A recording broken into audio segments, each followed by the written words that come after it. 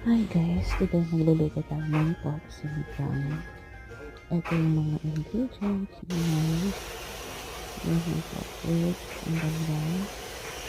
Tapos ginawa natin, i-blanch natin siya para matanggal yung mga dumi, yung mga dugo, ganun, para malinis yung sabaw. Mamaya nga, Yan, hugasan natin. hugasan natin yan.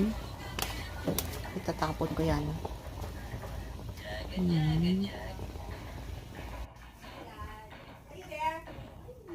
Yan, tanggalin natin yung tapon natin yung tubig, yung nagkuluan, tapos hugasan. Para hindi siya malansa, amoy baboy ba, ganun. Parang style Chinese. Then, pagkatapos noon, magigisa ka ng bawang, sibuyas, tapos kamatis, tapos igisa mo na rin yung rib. Gisa-gisa. And then, dagdagan mo na siya ng lagyan mo ng maraming tubig na mainit. Tapos i-boil mo lang ng 1.5 hour. Depende sa karne. Pero 1.5 hour ang kanyan. Tapos lagyan mo na siya ng rekado, yung sinigang mix, asin.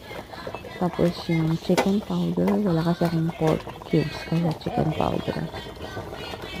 Tapos lagyan mo yung mga gulay mo. Mauuna yung matigas, yung gabi. Tapos, ayan, tapos na.